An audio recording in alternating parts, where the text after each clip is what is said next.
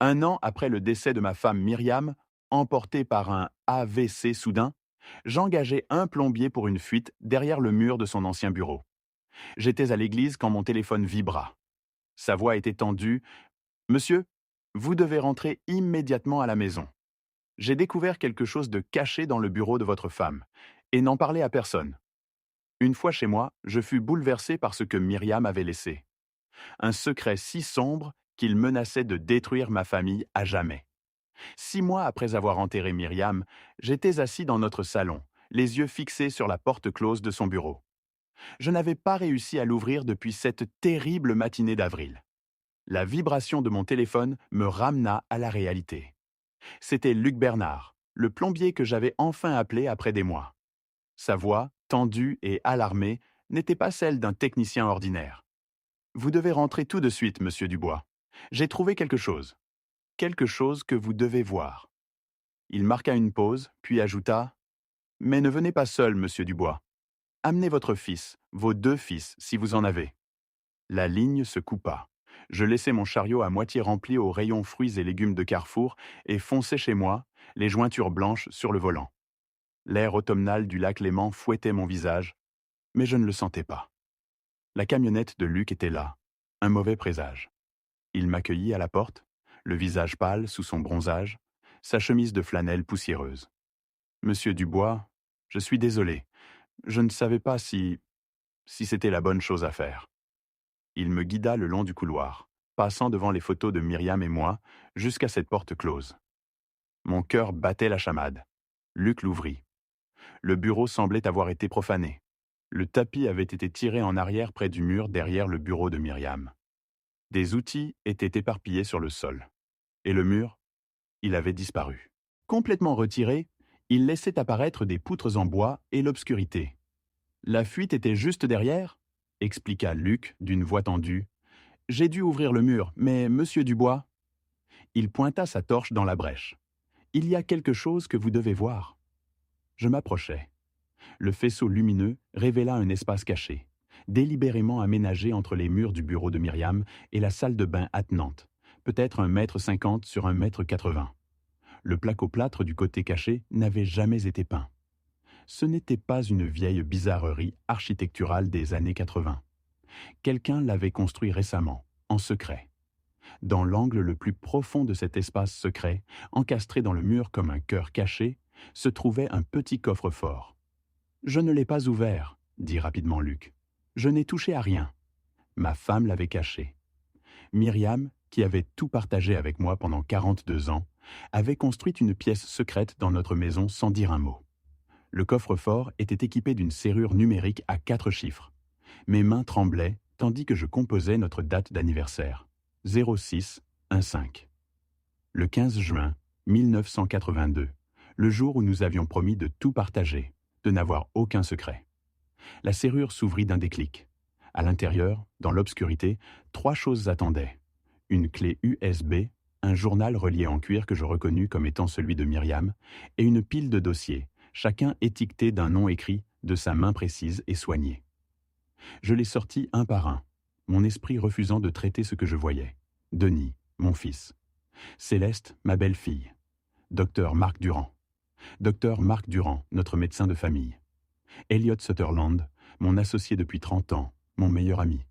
Monsieur Dubois. Quelqu'un est passé par là, dit Luc. Regardez la poussière. Il avait raison. Le faisceau lumineux révéla des traces de pas dérangés. Quelqu'un avait déjà fouillé. Luc se sentit mal à l'aise. Appelez la police et votre fils. Il y a quelque chose de profondément dérangeant ici. Mon téléphone vibra. Denis. Je fixai son nom, mais je ne pus répondre. Pas avant d'avoir compris ce que diable ma femme m'avait caché. Luc s'éclaircit la gorge. Je vous laisse un peu d'intimité, monsieur Dubois.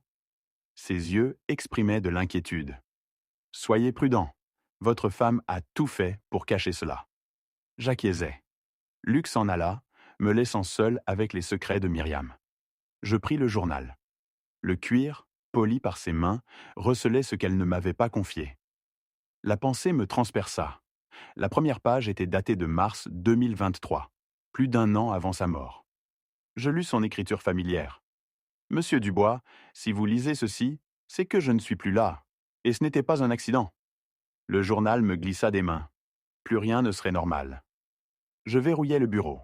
La pluie tambourinait contre la fenêtre. Je m'assis à son bureau et rouvris le journal. Mes mains tremblaient en tournant les pages. Des mots écrits en secret, car Myriam savait que quelque chose de terrible allait arriver.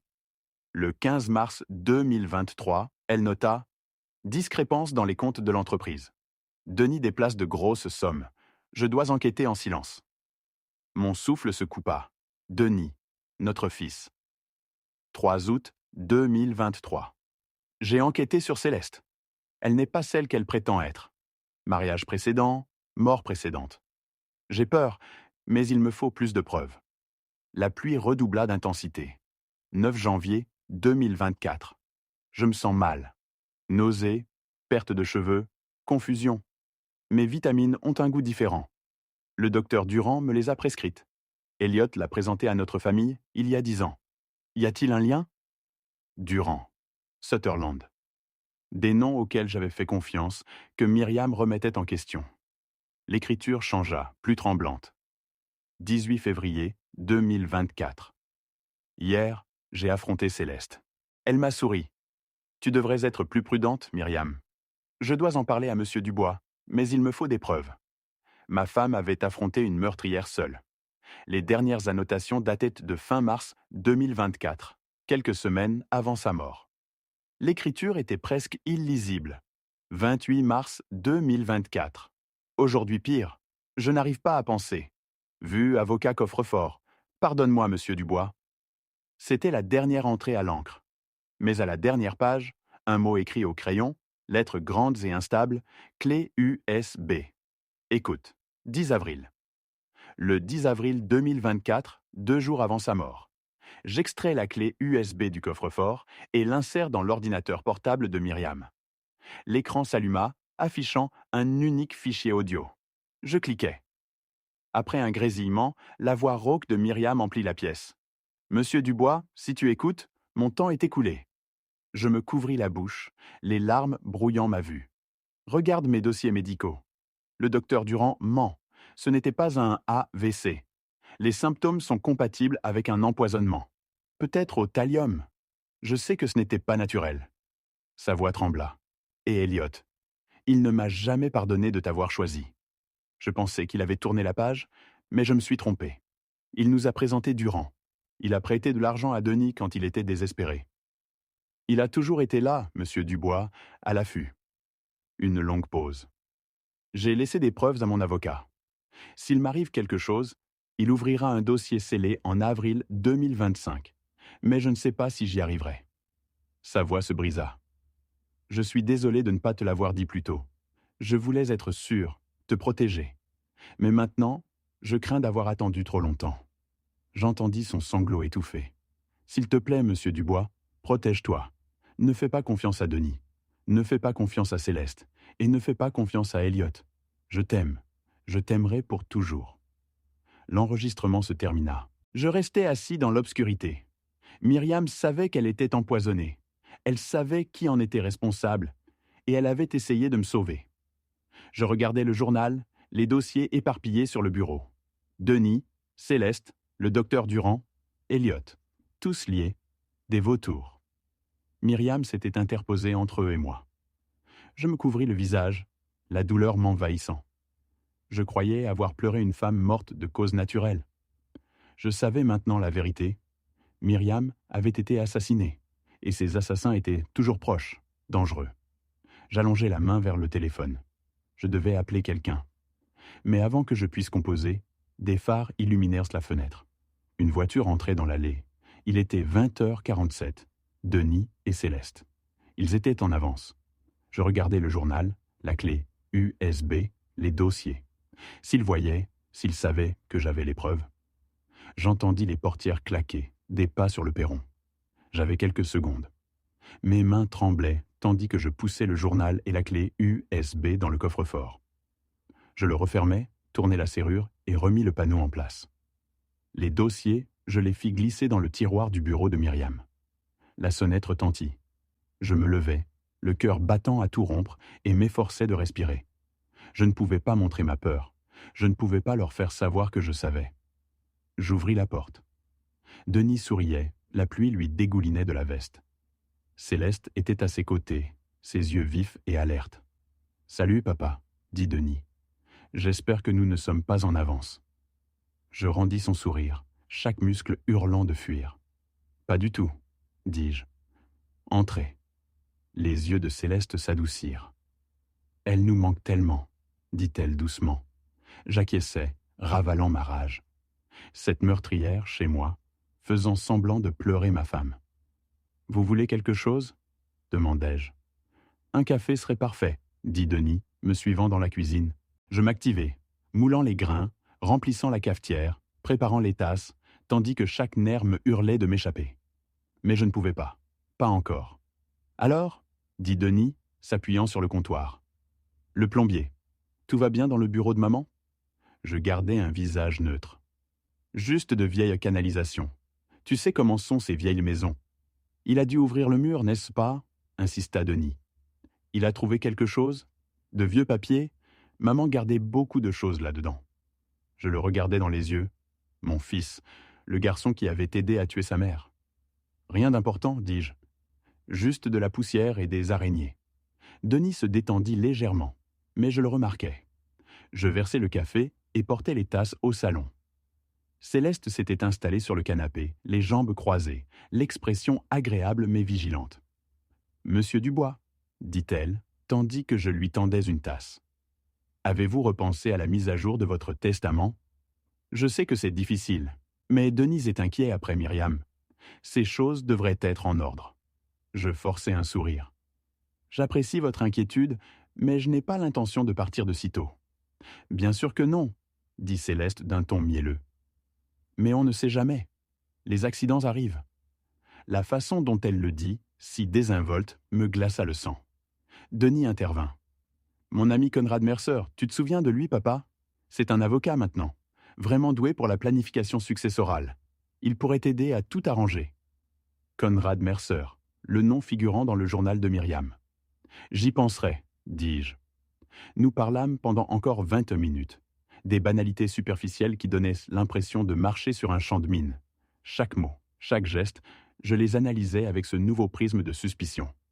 Denis continuait de ramener la conversation aux finances, à l'entreprise, à mes projets pour l'avenir. Céleste m'observait, pas ouvertement, mais je sentais ses yeux suivre chacun de mes mouvements, la moindre de mes émotions. Pendant que je m'excusais pour aller aux toilettes, je les entendis murmurer dans la cuisine. Je m'arrêtai dans le couloir, hors de leur vue. « Tu penses qu'il l'a trouvé ?» La voix de Céleste était basse et tranchante. « Si oui, nous devons agir plus vite, » répondit Denis, tendu. « Ta fenêtre se referme. Alors peut-être est-il temps de... » Je tirai la chasse d'eau bruyamment et retournai dans la cuisine. Ils me sourirent. « Tout va bien, papa ?» demanda Denis. « Bien, dis-je. Je vieillis, c'est tout. » Céleste eut un léger rire qui me retourna l'estomac. Ils restèrent une autre demi-heure. Puis Denis me rappela encore Conrad Mercer. Céleste me toucha le bras en me saluant, ses doigts froids et calculés. « Prenez soin de vous, monsieur Dubois, » dit-elle. « Nous nous inquiétons pour vous. » Je les regardai partir, les feux arrière de la voiture disparaître le long de la route. Mon fils, mon propre fils. Je fermai et verrouillai la porte. Je restai là, le front pressé contre le bois, essayant de comprendre ce que j'avais entendu. « Ta fenêtre se referme. Il est peut-être temps de... » « De quoi ? De me tuer comme il l'avait fait avec Myriam ?» Mes mains tremblaient. Je me versai un autre whisky et le bus d'un trait. Myriam le savait. Elle avait essayé de me prévenir, mais j'avais été aveugle, trop confiant. Maintenant je voyais, et je devais agir. Je pris le téléphone pour appeler la police, mais je m'arrêtai. Qu'aurais-je dit ?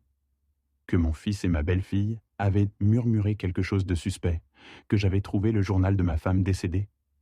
Ils m'auraient pris pour un vieil fou, bouleversé par le chagrin. J'avais besoin de plus. J'avais besoin de preuves. Je posai le téléphone et commençai à vérifier fenêtres, portes, serrures. Myriam m'avait appris à être observateur. Ce fut alors que je la vis. Dans le salon, près du canapé où Céleste s'était assise, se trouvait une petite lampe décorative. Un cadeau de Denis et Céleste. Je la pris la tournai, et là, encastrée dans la base, il y avait une minuscule caméra, pas plus grande qu'un bouton.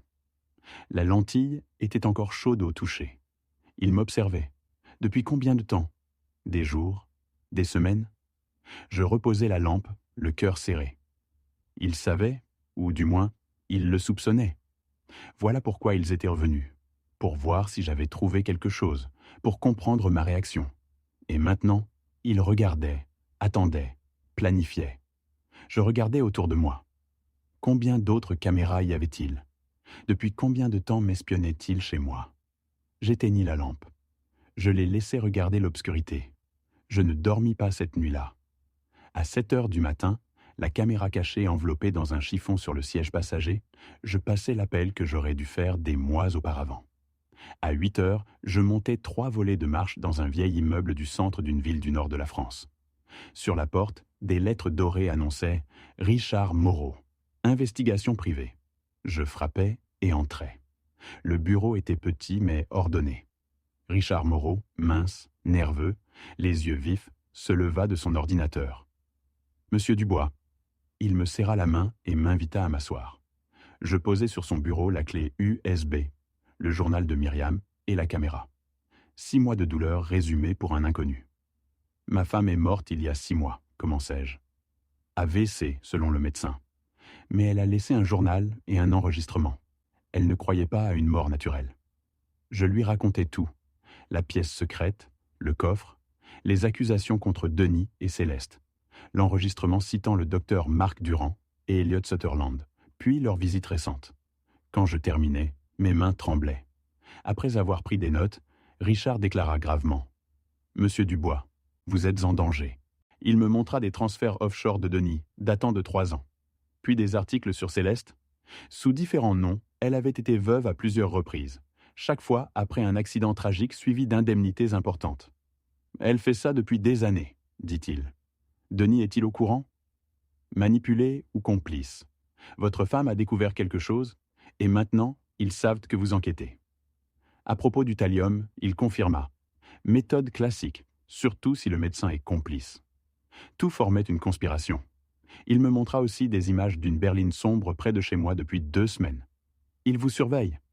Je demandai quoi faire. Richard proposa assurer ma sécurité, réunir des preuves solides et retrouver l'avocat mentionné par Myriam avant que les autres ne le trouvent. Il me fallut une journée pour retrouver Liliane Prescott, avocate et ancienne amie de Myriam. Dans son bureau, une photo d'elles ensemble révéla une part inconnue de ma femme. Liliane m'accueillit chaleureusement. « Léonard, j'espérais que cet appel ne viendrait pas si tôt. Vous saviez ? Je savais qu'elle avait peur. Elle voulait vous protéger. » Je posai le journal et l'enregistrement. Liliane confirma que Myriam l'avait consulté l'année précédente, persuadée que Céleste était dangereuse et que Denis était impliqué. « Elle est venue 1 semaine avant sa mort, » ajouta-t-elle. Elle voulait modifier son testament et déshériter Denis. Myriam savait qu'elle allait mourir. Elle décrivit ses symptômes et était convaincue d'être empoisonnée. Je demandai pourquoi elle n'avait rien dit à la police, ni à moi. Elle voulait des preuves irréfutables, sinon ils auraient tout fait disparaître. Les a-t-elle obtenues? Liliane sortit une enveloppe scellée, à ouvrir 1 an après sa mort. Avril 2025, encore 6 mois. Myriam avait laissé là ses preuves finales contre Denis, Céleste, Durand et Elliot. L'attente semblait interminable. Puis, Liliane ajouta « Il y a autre chose. » Elle me tendit un dossier judiciaire, une requête pour me déclarer légalement incompétent et nommer un tuteur. Conrad Mercer l'avait déposé 3 jours plus tôt. Les expertises médicales du docteur Durand parlèrent de démence. Denis avait témoigné contre moi. Ma signature figurait au bas des documents, falsifiée. Ils affirment que vous avez demandé Mercer comme tuteur. S'il gagne, Denis contrôlera tout, vos biens, vos décisions, votre vie. Je peinais à respirer. Oui, dit Liliane doucement. Et une fois le contrôle obtenu, vous deviendrez un obstacle, comme Myriam. Ce n'était pas seulement une affaire d'argent, c'était méthodique. Il voulait tout me prendre. Nous nous défendrons, déclara Liliane avec fermeté en ouvrant son ordinateur portable. Je déposerai une contre-motion, demanderait une expertise psychiatrique indépendante, contesterait la falsification et exigerait une ordonnance restrictive pour Denis et Céleste. Cela fonctionnera-t-il ? Demandai-je. Cela nous fera gagner du temps, répondit-elle. Mais Léonard, la situation va devenir désagréable. Mercer est doué et quiconque se trouve derrière a des ressources. Elliot Sutherland, si Myriam avait raison, a des contacts, de l'argent, de l'influence. Peu importe, dis-je. Ils ont tué ma femme. Ils tentent de me tuer. Je ne les laisserai pas faire. L'expression de Liliane s'adoucit. Myriam savait que vous diriez cela. Elle vous aimait, Léonard. Tout ce qu'elle a fait, elle l'a fait pour vous protéger. C'est maintenant à nous de terminer ce qu'elle a commencé. J'acquiesçai, la vue brouillée. Que faisons-nous maintenant ? Liliane ouvrit son calendrier. L'audience pour l'incompétence est la semaine prochaine. Je vous représenterai. Mais vous devez être en sécurité. Avez-vous un endroit où aller ? Je travaille avec un détective privé, Declan Foster. Les yeux de Liliane s'illuminèrent. Ancien policier de Portland. Un homme de bien. Restez près de lui, ne sortez pas seul. S'ils agissent si vite, c'est qu'ils sont désespérés. Elle me tendit sa carte. Appelez-moi, jour ou nuit. Je me levai pour partir, mais Liliane m'arrêta. Léonard, je me retournai. Ils ne s'intéressent pas seulement à votre argent, dit-elle doucement. Ils cherchent à vous effacer légalement avant de terminer ce qu'ils ont commencé avec Myriam. Si ce testament scellé s'ouvrait prématurément, ils le détruiraient. Nous devons vous protéger, à partir de maintenant. Je sortis dans la grisaille de l'après-midi à Lyon, le poids des mots de Liliane m'écrasant. Ils voulaient tout me prendre. Ma femme, mon fils, ma liberté, ma vie. Mais Myriam m'avait laissé une arme, et je ne la décevrais pas. L'attaque arriva le lundi matin à 6h47 via mon compte bancaire. Je préparais mon café quand le téléphone vibra. Une alerte de la banque. Transaction de 50 000 € transférée sur un compte offshore, autorisé par Léonard Dubois. Mais je n'avais rien autorisé. Ma main se figea sur la cafetière. J'ouvris l'application de la banque avec des doigts tremblants. La transaction était là. Les 50 000 € avaient été virés sur un compte aux îles Caïmans à 6h32. J'appelai immédiatement la banque. Le fonctionnaire me dit que la transaction avait été autorisée avec ma signature et mon mot de passe. Je ne l'ai pas autorisée, rétorquai-je en demandant le formulaire. Il arriva par email. Ma signature y figurait, mais ce n'était pas la mienne. C'était un faux presque parfait, mais je connaissais ma propre signature. Le fonctionnaire me dit que sans preuve, il ne pouvait pas annuler la transaction. Je devrais déposer une plainte formelle, ce qui prendrait 4 à 6 semaines. Je raccrochai, la rage bouillonnant dans ma poitrine. Le téléphone sonna à nouveau. Denis. Je répondis « Salut papa », dit-il avec une fausse préoccupation. La banque m'a appelé en tant que contact d'urgence. Ça va ? Tu as été un peu confus ces derniers temps avec les finances ? C'était du gaslighting. Je vais bien, dis-je. Juste une erreur. Tu es sûr ? Insista-t-il, me rappelant que Myriam gérait tout.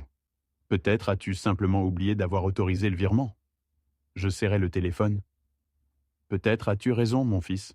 Tout cela est difficile. Sa voix s'adoucit avec une fausse compassion. Il est peut-être temps de parler à Conrad Mercer pour mettre de l'ordre dans tes affaires. Cela te soulagerait d'un poids. J'y penserai, dis-je. Super, je t'appelle plus tard. Il raccrocha. La rage se transforma en quelque chose de plus froid. Il me croyait faible, facile à manipuler. Il n'avait aucune idée. J'appelai Declan. Ils ont frappé mon compte, dis-je. 50 000 €, signature falsifiée. Prévu, répondit Declan. Ils montent un dossier pour vous faire passer pour financièrement incompétent, des munitions pour l'audience. Pouvez-vous prouver que la signature est fausse ? Je sais que c'est le cas, mais au tribunal, cela prendra du temps. Un temps qu'ils ne vous laisseront pas. Soyez prudent, monsieur Dubois. Ce n'est que le début. À midi, un colis sans expéditeur arriva. À l'intérieur se trouvait un flacon de pilules. Sédatif léger, un comprimé le soir pour dormir, prescrit par le docteur Marc Durand. Je n'avais pas vu le docteur Marc Durand depuis la mort de Myriam. Un mot manuscrit disait « Monsieur Dubois, Denis a mentionné que vous êtes stressé. Ces pilules vous aideront à dormir. Prenez-en une chaque soir. Docteur Marc Durand. » Les comprimés étaient si petits, blancs, sans aucune inscription. Quelque chose clochait. Je les posai sur le comptoir sans les toucher. 1 heure plus tard, le téléphone sonna de nouveau. Conrad Mercer. « Monsieur Dubois, dit-il, je voudrais fixer un rendez-vous pour mettre à jour vos documents testamentaires. Denis a suggéré que cela vous apporterait la tranquillité d'esprit. » « Je ne suis pas intéressé, » répondis-je. Mercer continua, m'ignorant. « Il est important de régler vos affaires, surtout compte tenu de votre confusion récente. »« Je ne suis pas confus, » rétorquai-je. « Bien sûr que non, » dit-il d'un ton condescendant. « Mais l'incident bancaire de ce matin était une fraude. C'est une accusation grave, monsieur Dubois. Vous sentez-vous bien ?» Je raccrochai. L'étau se resserrait. Fraude financière, intervention médicale, pression légale. On m'attaquait de toutes parts. J'étais épuisé. J'essayais de penser lucidement, avec le flacon du docteur Marc Durand toujours sur le comptoir. Puis Declan appela. « Monsieur Dubois, j'ai quelque chose, » dit-il, la voix pressante. J'ai fait analyser les vitamines que Myriam prenait. Du thallium, à forte concentration. Le docteur Marc Durand l'empoisonnait lentement. Les symptômes imitent un AVC. Perte de cheveux, confusion, nausée. Quand elle s'est effondrée, personne n'a rien soupçonné. Mes mains tremblaient. Ils l'ont tué ? Oui. Et monsieur Dubois ? La voix de Declan se fit dure. Ne prenez pas ces pilules que le docteur Marc Durand vous a envoyées. Je parie qu'elles sont droguées pour vous rendre confus, vous faire oublier. Ils sont en train de monter un dossier pour vous faire passer pour mentalement instable. Et une fois qu'ils auront le contrôle légal.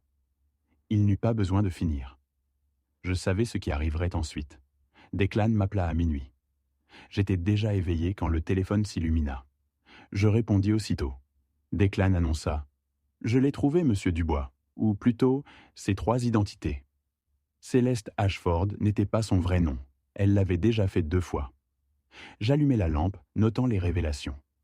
Declan avait analysé l'ADN de Céleste, trouvant de multiples correspondances. Sa première identité, Valérie Whitman, mariée à Spencer Reed dans le Colorado, 2005 à 2008. Spencer était mort dans un accident de randonnée, déclaré accidentel. Valérie avait encaissé 800 000 € et disparu. Sa deuxième identité, Vivian Blackwood, mariée à Nolan Bennett en Californie, 2008 à 2010. Nolan était mort sur le lac Léman dans une explosion. Vivian avait encaissé 1,5 million d'euros et disparu. Puis elle était devenue Céleste. En 2014, elle était apparue à Portland, faisant des recherches sur notre famille pendant 6 mois avant de rencontrer par hasard Denis lors d'un événement en 2015. Elle avait laissé des traces numériques, accédant à des registres publics et financiers. Elle connaissait notre valeur. Tout était planifié. La question était, quand Denis avait-il compris ? Victime ou complice ? Je ne connaissais plus mon fils. Declan m'envoya une photo. D'un gala, Denis et Céleste souriant, avec la légende « Mars 2015 », leur première rencontre. En arrière-plan, Elliot Sutherland les observait. Il était là, à leur première rencontre. Declan confirma, Elliot était impliqué dès le début, orchestrant la rencontre. L'affaire était plus complexe, monsieur Dubois. Elliot, mon vieil ami et parrain de Denis, avait tout planifié depuis près d'1 décennie. « Pourquoi ?» demandai-je. « Je ne sais pas encore, mais je vais le découvrir. » Je posai le téléphone. Myriam avait tout découvert. Declan avait trouvé ses dossiers d'enquête cryptés. Elle enquêtait sur Céleste depuis des mois. Une note de février 2024 disait « Aujourd'hui, j'ai confronté C au sujet de son passé. Elle sait que je sais. » Le sang me glaça. C'est alors que les symptômes de Myriam avaient recommencé. Elle a confronté Céleste, et Céleste l'a tuée. Declan confirma. Myriam avait découvert la vérité. Céleste avait agi vite, et le docteur Marc Durand avait augmenté le poison. En avril, Myriam n'était plus là. Ma femme, si courageuse, avait affronté une assassine pour nous protéger. « Monsieur Dubois, Céleste est dangereuse, » avertit Declan. « Elle a déjà tué. Elle ne s'arrêtera pas. Elle a planifié pendant des années, avec Elliot qui la couvre. Argent, ressources, connexions. » Je demandais quoi faire. Declan répondit de monter le dossier, en contactant des enquêteurs dans le Colorado et en Californie pour rouvrir les cas de Spencer Reed et Nolan Bennett. S'ils prouvaient un schéma, ils impliqueraient le FBI. Mais cela prendrait du temps. Combien ? Quelques semaines. Je n'ai pas quelques semaines, dis-je, tremblant. Ils essaient de me faire déclarer incapable. L'audience est la semaine prochaine, m'assura Declan. Ils ne gagneront pas. Liliane s'en charge et je témoignerai sur les fausses signatures et la surveillance. Nous les arrêterons, monsieur Dubois, mais vous devez rester en vie. Je regardais la pièce sombre. La maison, jadis emplie de bonheur avec Myriam et Denis, ressemblait désormais à un champ de bataille. Je ferai attention, promis-je. Myriam vous a laissé ses dossiers, poursuivit Declan. Elle voulait que vous les trouviez. Elle savait que vous comprendriez et que vous finiriez ce qu'elle avait commencé. Je fermai les yeux, les larmes coulant sur mes joues. Je ne la décevrai pas, murmurai-je. Je sais, répondit Declan. Reposez-vous, je vous appelle demain. Il raccrocha. Assis dans l'obscurité, les mots de Myriam me tourmentaient. Céleste l'avait tuée parce qu'elle connaissait la vérité. Maintenant que je la connaissais moi aussi, j'étais le prochain. Le samedi après-midi, dans le bureau de Declan, au milieu de photos et de documents bancaires, je reconstituais la vérité sur l'homme que, pendant 30 ans, j'avais appelé mon meilleur ami. Declan étala une chronologie. La victime n'était pas un corps, mais ma vie entière. Depuis le début, demandai-je, la voix faible. Declan me montra un annuaire de l'Université de l'Oregon, 1963 à 1965. Je l'ouvris. Myriam et Elliot, jeunes et amoureux. Ils se sont fréquentés pendant 2 ans, dit Declan. Elliot voulait l'épouser en 1966. Ma poitrine se serra. Myriam ne m'avait jamais raconté cela. Elle ne voulait pas vous blesser, expliqua-t-il. Mais cet été-là, à un mariage, elle vous a rencontré. Elle vous a choisi, et Elliot ne s'en est jamais remis. Il me montra un document, un enregistrement d'entreprise à Seattle, 1967. Elliot quitta l'Oregon, bâtit un empire millionnaire. Il ne se maria pas, n'alla pas de l'avant. Toutes ces femmes ressemblaient à Myriam. Je me sentis mal. En 1994, continua Declan, Elliot est retourné en Oregon, vous proposant un partenariat. Il a dit vouloir renouer les liens. Il mentait, coupa court Declan. C'était le début de son plan à long terme. Il étala des documents financiers. Pendant 30 ans, Elliot s'était infiltré dans ma vie, me conseillant des affaires risquées, me présentant des débiteurs, devenant mon confident, mon ami, le parrain de Denis. Mes mains tremblaient. En 2014, dit Declan, désignant une page, Elliot a présenté le docteur Marc Durand comme médecin de famille. Durand lui devait près de 100 000 € de dettes de jeu. Elliot les a réglés, le rendant ainsi complaisant. Complaisant, répétai-je. En 2015, au gala de charité, Denis a rencontré Céleste. Elliot a tout orchestré. En 2022, il l'a introduite dans votre famille. Le prêt, lus-je. 300 000 € à Denis pour un investissement immobilier raté, probablement délibérément. Elliot le possédait. Mon fils, dis-je, la voix brisée, il le manipule depuis des années. Declan confirma. Elliot a mené une opération de 40 ans pour détruire ce que vous avez construit avec Myriam. Je me couvris le visage. Il y a autre chose, dit Declan.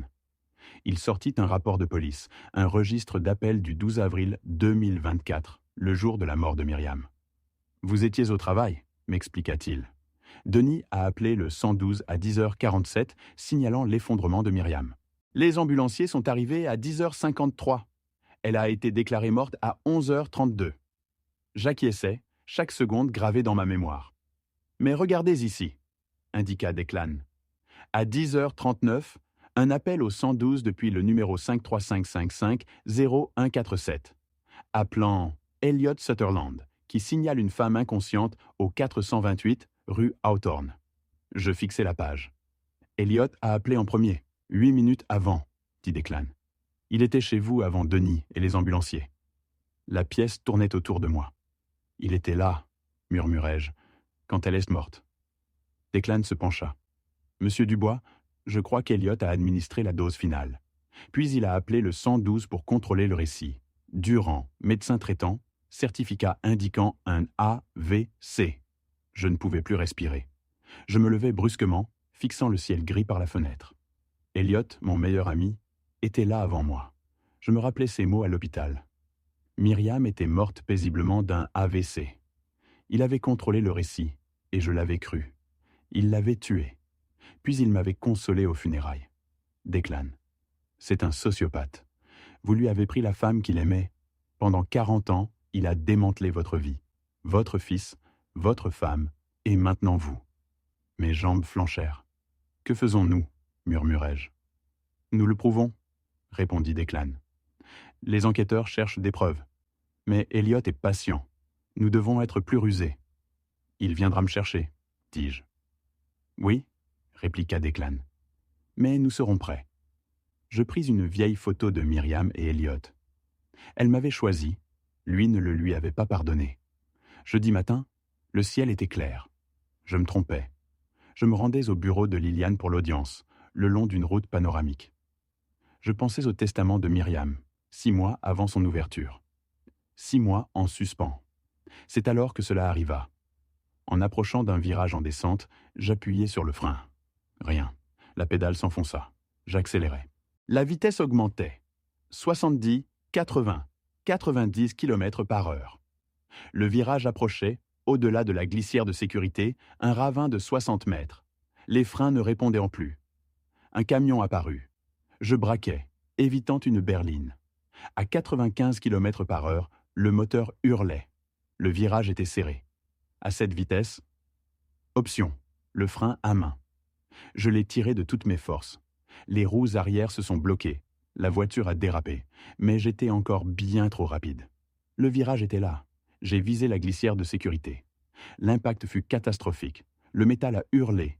Les vitres ont volé en éclats. L'airbag a explosé. La voiture s'est écrasée contre la glissière. Des étincelles, le chaos, puis le silence. Je suis resté là, haletant. J'étais vivant. La glissière de sécurité était froissée, à 6 mètres du précipice. Je tremblais. J'ai titubé jusqu'à l'accotement.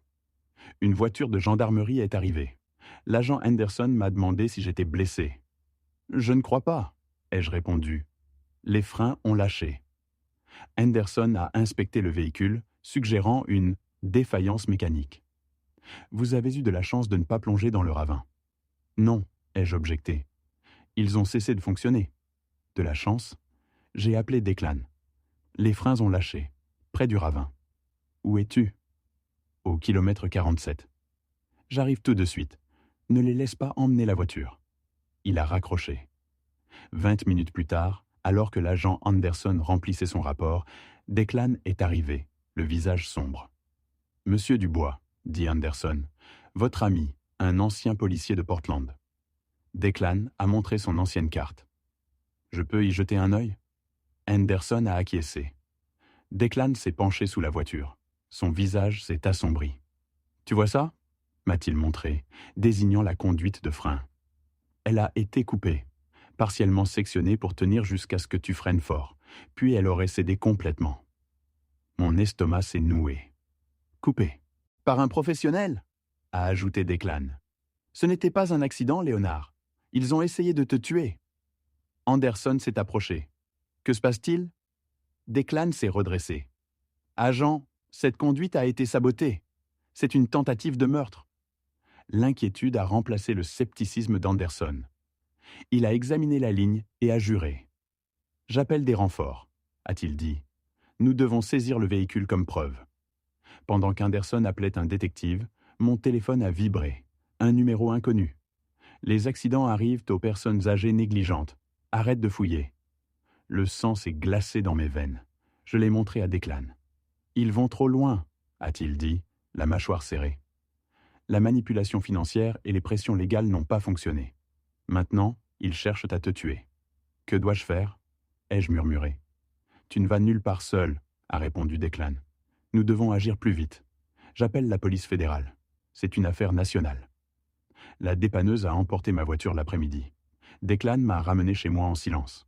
Dans l'allée, il s'est tourné vers moi. Tu ne peux plus rester ici seul. Ils savent où tu habites. Ils sont entrés chez toi. Ils ont saboté la voiture. Je sais. Je reste cette nuit. Demain, je t'emmène dans un endroit sûr. J'étais trop épuisé pour protester. D'accord. En entrant dans la maison que j'avais partagée 40 ans avec Myriam, je me sentais prisonnier. Une semaine plus tard, Denis m'a invité à dîner. Je n'aurais pas dû accepter, mais je l'ai fait. Au téléphone, sa voix semblait pleine de remords. Liliane et Declan m'avaient prévenu que c'était un piège. Pourtant, une part de moi voulait encore croire en mon fils. Declan a insisté pour que je porte un micro caché sous ma chemise.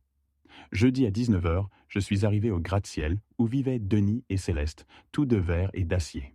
Denis m'a accueilli avec une étreinte forcée, Céleste avec un sourire trop parfait. L'appartement était impeccable, impersonnel, sans photo. Ils ont servi du vin. J'ai fait semblant de boire. Denis parla de malentendu, prétendant que le transfert bancaire visait à m'aider, une opportunité d'investissement. Céleste ajouta que le chagrin pouvait troubler l'esprit et qu'il voulait seulement me soutenir. Leur ton me faisait douter de moi-même, mais je restais neutre.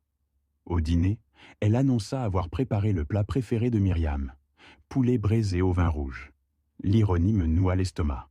Je fis semblant de manger, déplaçant la nourriture dans l'assiette et cachant un morceau dans ma serviette. Le médecin m'a conseillé de manger léger, expliquai-je. Céleste évoqua ensuite la panne de frein avec une fausse compassion. Je soutins son regard. Oui, fortuit.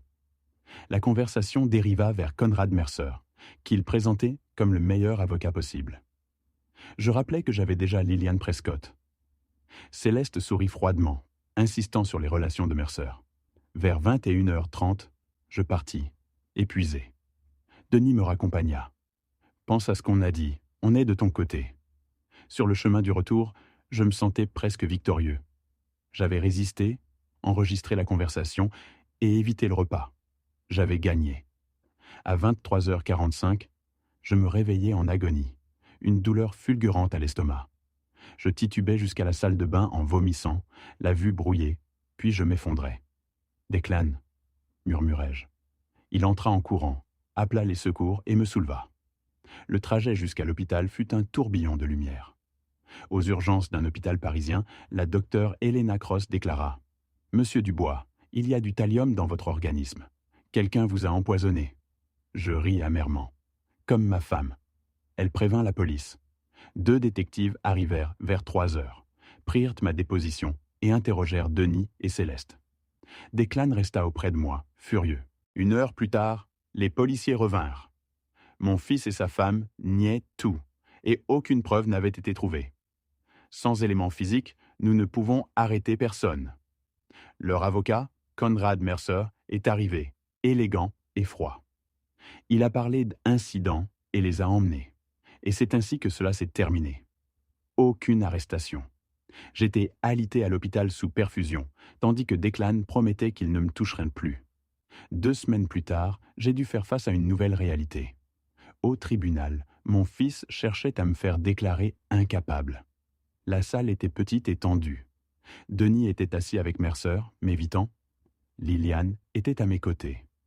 La juge Dorothy Lang a ouvert l'audience. Mercer a parlé de déclin cognitif, a montré une vidéo où je trébuchais dans la cuisine et a appelé le docteur Marc Durand. L'homme a juré que je souffrais de démence précoce et qu'il le documentait depuis des mois. Puis Mercer a présenté un virement de 50 000 € et a appelé Denis, qui a dit que j'étais confus, paranoïaque, changé après la mort de Myriam. Cela m'a brisé le cœur. Liliane s'est levée. Elle a rappelé au tribunal que Denis devait des millions à l'entreprise familiale et qu'il contrôlerait cette dette si j'étais déclaré incapable. La juge a accordé la question. Denis a admis. Pendant la pause, j'ai dit à Liliane que nous allions perdre. « Non », a-t-elle répondu. À la reprise, elle a présenté une expertise indépendante commandée par la Dr Cross. J'étais cognitivement intact. Puis, elle a montré que la signature sur le virement était fausse et que les dossiers médicaux n'indiquaient aucun déclin avant les médicaments du docteur Durand. La juge est devenue attentive. Enfin, Liliane a fait écouter un enregistrement de Myriam, 2 jours avant sa mort. Sa voix a dit que si j'étais déclaré incapable, ce serait un mensonge et qu'il fallait surveiller notre fils et sa femme. J'ai fermé les yeux, tandis que Denis pâlissait. La juge a prononcé la sentence. La demande a été rejetée. J'étais capable de gérer mes affaires. Elle a également ordonné une enquête sur un possible abus financier. Mercer a protesté, mais l'audience a été levée. C'était fini. Dehors, Liliane m'a serré la main. Sur le parking, j'ai vu Elliot Sutherland appuyé contre sa voiture. « Nous devons parler », a-t-il dit. Declan a essayé de l'arrêter, mais Elliot a proposé un accord. J'ai refusé, mais j'ai accepté de le rencontrer dans un parc au bord du lac Léman où nous avions été amis 30 ans plus tôt. Declan observerait de loin. L'après-midi était froid, le lac agité. Elliot était sur notre banc habituel. Je me suis assis à distance. Je lui ai dit que je savais tout. Myriam, le ressentiment, Durand, Céleste, le prêt à Denis. Il est resté calme. Il a dit que Myriam et lui auraient dû être ensemble et que chacun de ses succès avait été vide sans elle. Il était revenu, il avait attendu le bon moment. Il n'a pas avoué ouvertement, mais il a laissé entendre qu'il avait tout orchestré. Relations, influence, opportunités cultivées pendant des années. Il a parlé de l'injustice de l'avoir perdu, de voir sa vie avec moi. Il a dit qu'il voulait me faire perdre ce que Myriam m'avait donné. Mon fils, mon entreprise, ma paix, ma vie. Sa froideur m'a glacé. « Que veux-tu » ai-je demandé. « Que tu saches que chaque souffrance a été conçue » a-t-il répondu. « Emporte cette conscience avec toi. » Puis il m'a conseillé de faire la paix avec Denis. À mon âge, les accidents étaient de fréquents. Je me levai, furieux. « Vous êtes fou » ? « Non, patient, » rétorqua-t-il. Avant de partir, il ajouta que Myriam avait prononcé mon nom à la fin, et que c'était moi qui lui avais administré la dernière dose. Il esquissa un sourire glacial et disparut. Je restai là, tremblant de tout mon corps. Mon téléphone vibra. C'était Declan. J'ai tout enregistré. Elliot déplace de l'argent, il a engagé quelqu'un. Nous devons vous mettre en sécurité. Cette nuit-là, il insista pour rester. Vers 2 heures du matin, un clic provenant du rez-de-chaussée me tira de mon sommeil. Des pas prudents. Quelqu'un était entré. Mon cœur tambourinait dans ma poitrine. Je me précipitai vers le téléphone. L'alarme ne s'était pas déclenchée. Puis j'entendis Declan. « Ne bougez pas, police !» Une altercation s'ensuivit. Je saisis la batte de baseball et ouvris la porte. En bas, Declan ordonnait « Ne faites pas un geste !» Je descendis l'escalier, ma batte à la main. Je trouvais Declan en train d'immobiliser un homme au sol. Un intrus d'une trentaine d'années, vêtu de noir, un professionnel. « Monsieur Dubois, appelez la police. Ne touchez à rien !» me dit Declan. En composant le numéro, je remarquai sur la table basse des crochets de serrurier, un pistolet silencieux et une seringue. « Il y a un intrus, » dis-je à l'opérateur. « Il est immobilisé. Police au 428, rue Hawthorne. » Les sirènes résonnèrent 5 minutes plus tard. La police envahit la maison. Declan s'identifia comme ancien agent, expliquant que j'étais sous sa protection. La détective Reyes examina les objets, puis s'empara de la seringue. Nous devons l'analyser. Ils menottèrent Travis Sullivan, qui resta impassible. C'était un professionnel. Un technicien analysa la seringue. Chlorure de potassium, forte concentration. La détective Reyes m'expliqua que cela arrêtait le cœur. Une dose aussi importante provoquerait un arrêt cardiaque en quelques minutes et ressemblerait à une crise naturelle lors de l'autopsie. Mes jambes fléchirent. Il voulait me faire mourir dans mon sommeil. Sullivan ne parlait pas. Il avait déjà un avocat. « Vérifiez son téléphone », suggéra Declan. Le technicien déverrouilla le portable, des applications cryptées, des paiements en crypto-monnaie et un message datant de 12 heures plus tôt. Faites en sorte que ça paraisse naturel. Mieux vaut une crise cardiaque. Double paiement avant le jour de Thanksgiving. Reyes me regarda. « Qui a envoyé ça ?»« Elliot Sutherland. »« Vous pouvez le prouver ?»« Pas encore, » répondit Declan, « mais nous y parviendrons. » Reyes passa un appel. Affaire fédérale. La détective Reyes déclara l'affaire fédérale. Meurtre sur commande, lié à la mort de Myriam. L'agente Harper Sinclair du FBI arriva à 4 heures du matin. Après avoir examiné les preuves et interrogé Sullivan, elle s'assit à ma table. « Monsieur Dubois, c'est une enquête fédérale. Vous êtes sous protection. » J'acquiesçai, épuisé. Sinclair demanda toutes les preuves contre Elliot Sutherland. Declan confirma que nous avions tout. Sinclair me demanda la raison de cette échéance du jour de Thanksgiving. Le testament scellé de Myriam me revint à l'esprit, ouvrable seulement en avril 2025, 1 an après son décès. Le jour de Thanksgiving tombait en novembre. Sinclair insista sur d'autres liens avec cette date. Je me souvins alors que Denis et Céleste m'avaient invité à leur dîner de Thanksgiving. Sinclair conclut « Il prépare quelque chose. Si Sullivan a échoué, Ils recommenceront. C'est lié à ce jour. Le sang me glaça les veines. Un piège. Que faisons-nous demandai-je. Sinclair répondit « Nous leur tendrons un piège à notre tour. » Le FBI me transféra dans une maison sécurisée. Pendant 2 semaines, Sinclair monta son dossier. En 3 jours, une analyse forensique révéla que Denis avait soustrait 2,1 millions d'euros de l'entreprise familiale en 3 ans, depuis 2021, et l'arrivée de Céleste dans sa vie. L'argent, transitant par des comptes offshore, avait en partie remboursé Elliot et Céleste. Sinclair me montra le rapport. « Votre fils vous dérobe depuis des années. » Je tremblais. L'a-t-il planifié ou a-t-il été manipulé ? Sinclair répondit « Nous essayons de le déterminer. » 5 jours plus tard, je signai l'ordonnance d'exhumation du corps de Myriam. La docteure Helena Cross pratiqua la nouvelle autopsie. 1 semaine après, les résultats révélèrent la présence de thallium dans la moelle osseuse.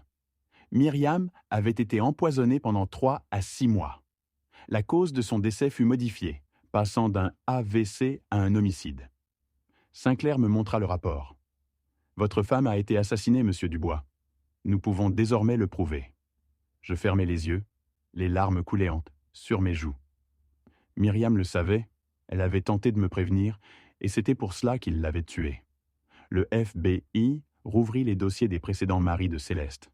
Spencer Reed, 2008, un accident de randonnée dans les Alpes, mais le harnais avait été trafiqué. Nolan Bennett, 2010, une explosion de bateau sur le lac de Garde, non accidentelle. Les 2 cas furent requalifiés en homicide. Céleste était une tueuse en série. 10 jours plus tard, le FBI interrogea séparément le docteur Marc Durand et Conrad Mercer. Le docteur Marc Durand et Conrad Mercer prirent des avocats, refusant de parler. Sinclair affirma qu'il craignait Elliot plus que le FBI. Le 12e jour, l'unité financière de Sinclair remonta les paiements de Travis Sullivan, un réseau complexe de sociétés fictives menant à une holding liée à Elliot Sutherland, mais isolée pour nier tout lien. « Que faisons-nous » demandai-je. « Nous devons obtenir ses aveux ou faire craquer un complice. » Le 14e jour, Sinclair me révéla la dure vérité. Nous avions des preuves pour arrêter Denis pour détournement de fonds, Céleste pour 3 homicides, et le docteur Durand et Mercer comme complices. Mais Elliot Sutherland, protégé par des intermédiaires, échapperait à la justice sans preuve directe ou aveu. La rage bouillonnait en moi.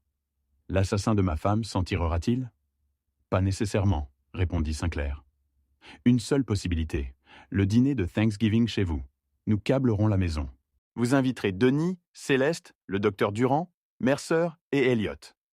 À table, vous les ferez parler, obtenant des aveux enregistrés et recevables. C'est de la folie, balbutiai-je. Sinclair acquiesça. C'est risqué, mais c'est la seule option. Sullivan, Durand et Mercer ne parleront pas. Elliot est intouchable. En les réunissant, ils baisseront leur garde et feront des erreurs. Et s'ils ne parlent pas ? Vous les forcerez à parler, dit Sinclair. Je ris amèrement. Vous me demandez de piéger mon fils et les assassins de ma femme pour des aveux ? Oui, monsieur Dubois. Mes mains tremblaient. Et s'ils essayent de me tuer ? Nous aurons des agents sur place, des clans et une équipe tactique. La maison sera surveillée. Au premier signal, nous interviendrons en 30 secondes. Après qu'ils auront déjà essayé ? Répétai-je, la voix brisée. Sinclair adoucit sa voix. Je sais que c'est dangereux, monsieur Dubois, mais c'est le seul moyen pour Myriam et pour les arrêter. Je pensais à Myriam, à son courage. Maintenant, c'était à mon tour. D'accord, je le ferai. Sinclair hocha la tête. Préparons le piège. Le mardi, l'équipe de Sinclair câbla ma maison, la transformant en un piège. En 6 heures, ils installèrent des micro-caméras dans chaque pièce, des micros cachés dans le lustre et les détecteurs de fumée, et des boutons d'urgence camouflés en objets du quotidien. Si quelque chose tourne mal, expliqua Sinclair, le mot de passe est le nom préféré de Myriam, et nous interviendrons en 30 secondes. J'acquiesçai. Cet après-midi-là, j'écrivis les invitations à la main, personnelles et trompeusement aimables. « Cher Denis, commençai-je, je voudrais un dernier dîner de Thanksgiving en famille. Viens avec Céleste et Olivia. Avec amour, papa. » J'écrivis des mots similaires pour le docteur Durand, Conrad Mercer et Elliot. Chaque mot était un parfait mensonge. Je les expédiai le mercredi matin. Les réponses arrivèrent rapidement. Pause. Il accepta de venir à 19 heures. Je pose. Il accepta de venir à 19 heures. Je raccrochais, les mains tremblantes, conscient que j'étais sur le point de détruire le garçon que j'avais élevé. Céleste envoya un message froid et professionnel. Le docteur Durand répondit par email, et l'assistante de Conrad Mercer confirma. Puis Elliot appela, sa voix suave et amusée. « Léonard, bien sûr que je serai là. Nous sommes après tout une famille, » dit-il, son arrogance évidente. « Je suis content, » répondis-je. Je raccrochais, l'estomac noué. Je savais qu'ils viendraient tous. Le mercredi après-midi, l'agent Sinclair m'instruisit. Je devais les faire parler et se contredire pour les faire craquer. Si Denis cédait, les autres pourraient me suivre. Elliot, le plus intelligent et dangereux, devait être confronté en dernier. S'ils ne parlaient pas, je devrais les acculer, révélant ce que je savais.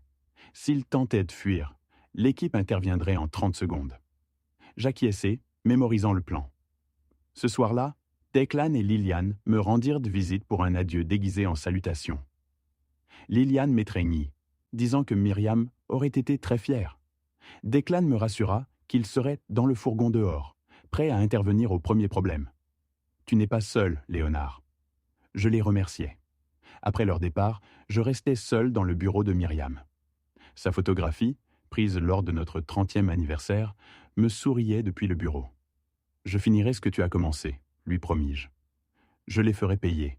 Je suis désolé de ne pas avoir pu te protéger. » Je sentais sa présence chaude et constante. Elle avait toujours été plus courageuse que moi. J'écrivis une lettre à ma petite fille Olivia, âgée de 8 ans.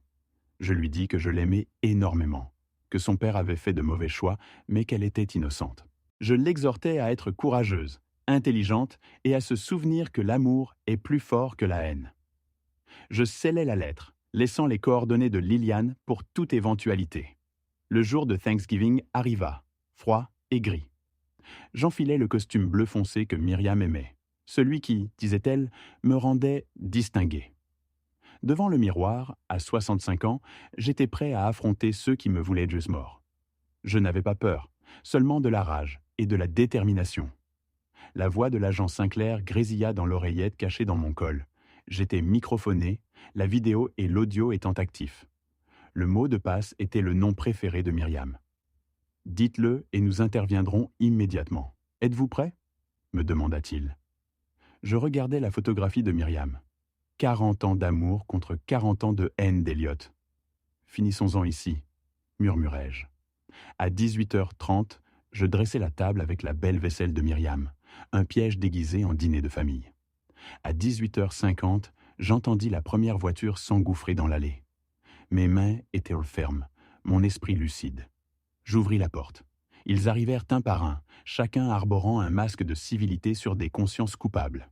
À 19h, tous étaient attablés chez moi, pour ce qui s'annonçait comme le dernier des soupers. J'observais Denise et Céleste à ma droite, Elliot à ma gauche, le docteur Durand et Conrad Mercer en face de moi. Mes voisins, Harold et Irene Sutton, étaient assis à l'extrémité comme un gage de normalité. La table était magnifique, Myriam en aurait été fière. De brèves conversations superficielles s'échangèrent autour des hors-d'œuvre, tandis que chacun s'observait. Je jouais l'hôte affable. « Merci à tous d'être venus, » dis-je. « Cette année a été difficile. » Denis s'agita sur sa chaise. « Papa, ça compte beaucoup. La famille doit rester unie. » Je souris. « La famille ? Oui, c'est justement de cela que je veux parler. » La pièce devint silencieuse. À 19h, je me levai et tapotai mon verre de vin. « Merci à tous d'être présents ce soir, » dis-je. « Certains d'entre vous, je les connais depuis des décennies. Certains, je croyais les connaître. » L'atmosphère se tendit.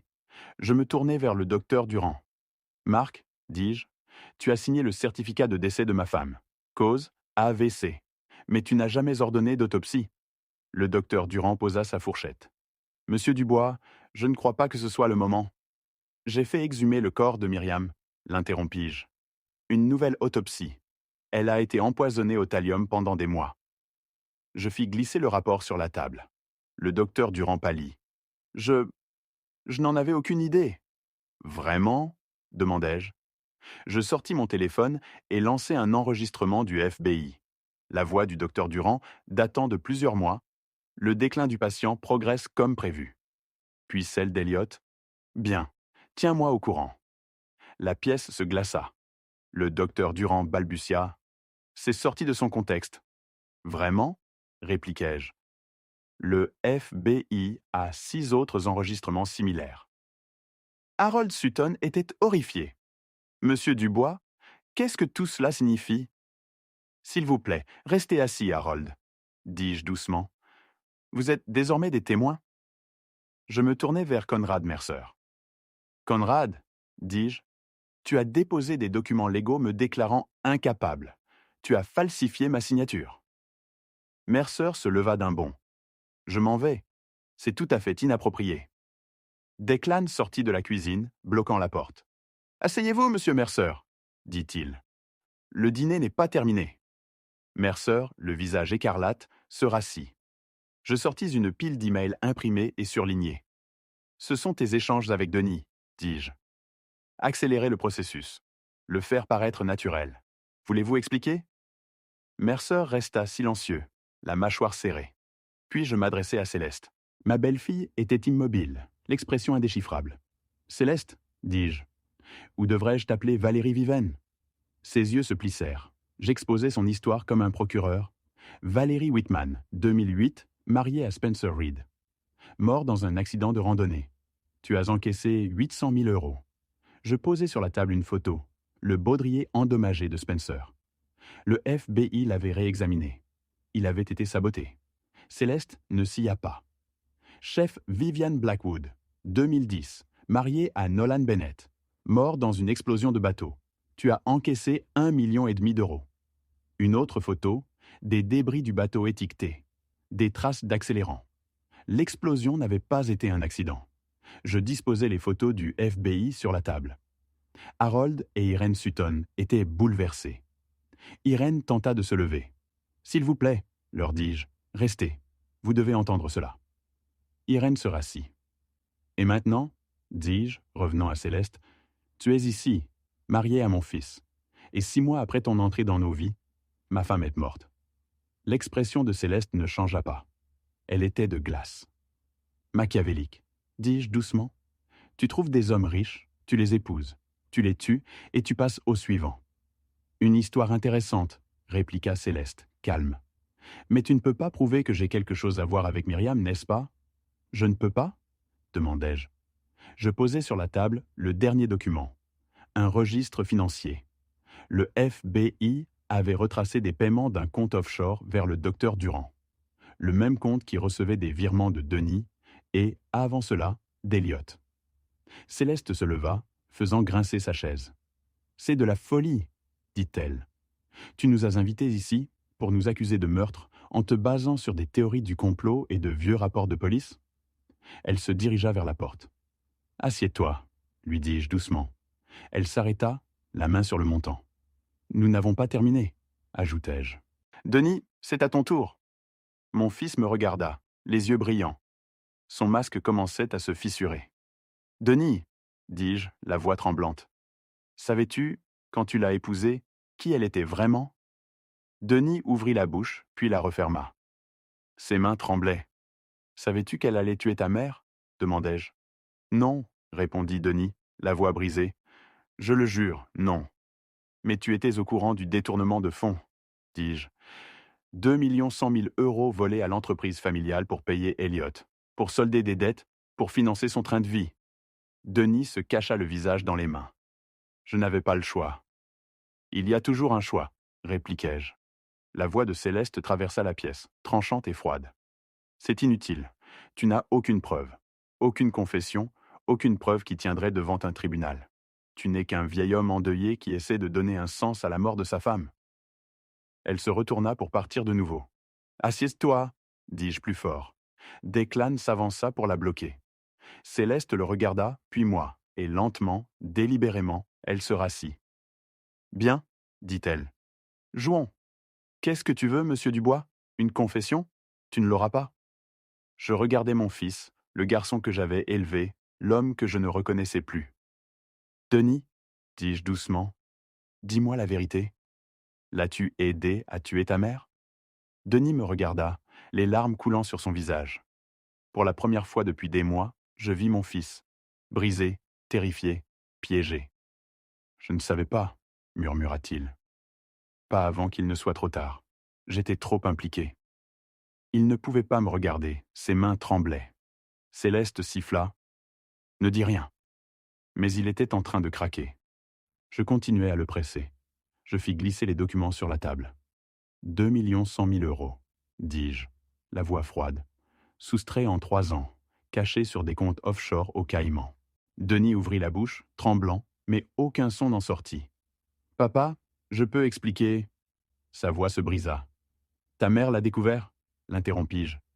Je posai la page photocopiée du journal intime de Myriam devant lui. J'indiquai une ligne.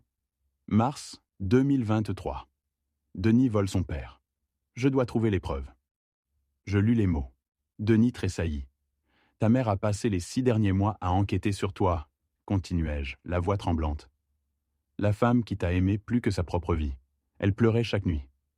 Je ne voulais pas ça, sanglota Denis. J'étais submergé par les dettes. Un investissement avait mal tourné. Elliot a dit qu'il pouvait m'aider.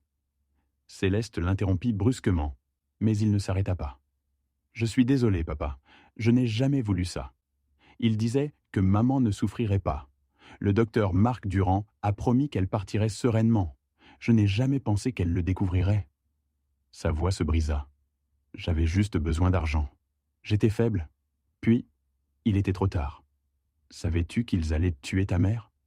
Denis secoua violemment la tête. Pas au début.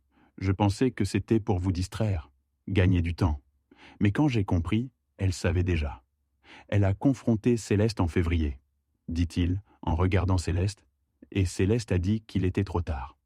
Si je n'avais pas continué, j'aurais été fini moi aussi. La pièce devint immobile. C'était le plan d'Elliot, murmura Denis. Il a tout orchestré. Je me tournai vers Elliot Sutherland, mon ami depuis 30 ans. Il était immobile, un verre de vin à la main. 30 ans, Elliot, dis-je, la voix glaciale. Tu as joué une très longue partie. Elliot posa le verre. Léonard, ton fils est en train de faire une crise. Appelons des avocats et un psychiatre.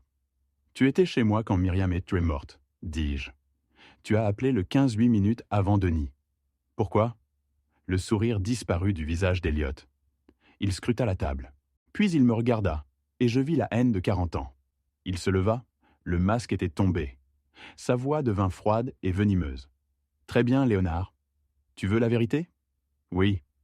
J'ai tout planifié, dit-il, les yeux brillants. J'ai submergé Denis de dettes. J'ai introduit Céleste, sachant qui elle était. 2 maris morts. Je l'ai choisi pour une raison. Il rit. J'ai fait chanter le docteur Marc Durand avec 300 000 € de dettes de jeu. Assez pour le ruiner, pour assurer son obéissance. Sa voix tremblait de rage. J'ai regardé Myriam souffrir, sachant qu'elle t'avait choisi, toi. Elle a appelé ton nom à la fin. J'étais là. Je lui ai tenu la main. Et même mourante, elle t'a encore choisi, toi. Sa voix devint féroce. Alors je me suis assuré que tu perdes tout ce qu'elle aimait. Ton fils, ton entreprise, ta vie. C'est ça, la justice. Un silence pesant s'installa. Puis, une voix puissante déchira l'air. FBI! Personne ne bouge. Les portes s'ouvrirent à la volée. Des agents en tenue tactique firent irruption, leurs ordres claquant dans la pièce. Le docteur Marc Durand hurla « Mains en l'air !» Mercer s'effondra. Denis fondit en larmes. Céleste restait immobile, figée. L'agent spécial Harper Sinclair s'avança. « Vous êtes tous en état d'arrestation pour conspiration en vue de commettre un meurtre, fraude financière et crimes fédéraux. » Elliot me fixa, le choc gravé sur son visage. « Tu as tout enregistré. » Je me levai. Myriam m'avait montré la voie. Tandis qu'ils étaient emmenés, Elliot me lança un regard empli de haine. Declan me rassura d'un mot. « Tu y es arrivé. » Je serrai contre moi la photo de Myriam, ma promesse enfin tenue. 2 mois plus tard, au tribunal, la justice n'eut rien d'une victoire éclatante. J'écoutais les condamnations. Denis Dubois, 15 ans. Céleste Dubois, la perpétuité pour triple homicide. Spencer Reed, Nolan Bennett, le docteur Marc Durand, 20 ans pour conspiration et fraude. Conrad Mercer, 10 ans. Elliot Sutherland, la perpétuité, avec la peine de mort à l'étude, reconnue comme le cerveau de tous les crimes. Le marteau du juge s'abattit, et je me sentis vide. Une semaine après, je rendis visite à Denis en prison. « Papa, je n'attends pas ton pardon, » murmura-t-il. « Mais maman t'aimait plus que tout. Elle disait que tu étais le meilleur des hommes. »« Je sais, mon fils, » parvins-je à articuler. À la mi-janvier, le testament de Myriam révéla des preuves accablantes contre Elliot, des éléments qu'elle avait patiemment rassemblés durant 20 ans. Dessous se trouvait une lettre. « Mon très cher Léonard, tu as survécu. Tu es plus fort que je ne l'imaginais. Je suis désolé de ne pas t'avoir tout dit. J'ai cherché à te protéger. Vis pleinement pour nous deux. Je t'aime.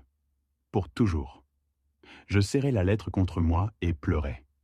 Declan vint me allouant 50% des fonds à allouant 50% des fonds à la fondation. J'ai reconstruit ma vie avec Declan et Liliane, la famille que j'avais retrouvée. Je transformai le bureau de Myriam en une bibliothèque commémorative. Chaque mardi et jeudi, je faisais du bénévolat à la fondation, aidant d'autres personnes à affronter l'obscurité. Un soir de mars, devant la tombe de Myriam, je déposai des lits blancs. « Tu m'as sauvé, » murmurai-je. « Tes preuves, ta préparation, ton amour ont suffi. J'honorerai le temps que tu m'as donné. Personne ne souffrira comme nous. » Je m'agenouillai. « Merci, mon amour, pour tout. » Un mois plus tard, lors d'un groupe de soutien, un jeune veuf me demanda « Comment fait-on pour avancer après avoir tout perdu ?» Je pensais à Myriam, Declan, Liliane, Olivia. « On ne s'en remet pas, » répondis-je. « On le traverse, et les personnes qui vous aiment portent une partie du fardeau. » Je restai à ses côtés. Cette nuit-là, je relus le journal intime de Myriam. « Léonard est l'homme le plus fort. Il trouvera la vérité et il survivra. » Elle avait cru en moi. On dit que la douleur ne s'éteint jamais, mais l'amour non plus. L'amour de Myriam m'a protégé et continuera de me guider. Ce n'est pas seulement de la survie, c'est une grâce. À vous qui m'écoutez, souvenez-vous, Dieu nous a donné sagesse et force. Je l'ai appris à mes dépens. Je me suis fié trop facilement. J'ai ignoré les signaux, laissant l'amitié m'aveugler face au mal. Ne soyez pas comme moi. N'attendez pas la tragédie pour poser les questions difficiles. Enquêtez si quelque chose ne va pas dans votre famille, si une personne chère semble avoir changé. Ne tenez pas pour acquis que chacun a des intentions pures. Ce n'est pas une histoire de vengeance, mais de justice et de protection, même après la perte. Ce n'est pas la haine qui me guidait, mais l'amour pour Myriam. Chaque père, chaque mari doit rester vigilant. L'instant où l'on cesse d'être attentif est celui où le mal peut s'insinuer. Mais voici ce que j'ai appris. La vraie victoire n'est pas la vengeance qui vous laisse vide. C'est de reconstruire. C'est d'honorer les morts en vivant pleinement, en transformant la douleur en un but. Mon conseil, aimez ardemment. Protégez avec sagesse. Faites confiance avec prudence et, quand le pire arrive, ne le laissez pas vous détruire.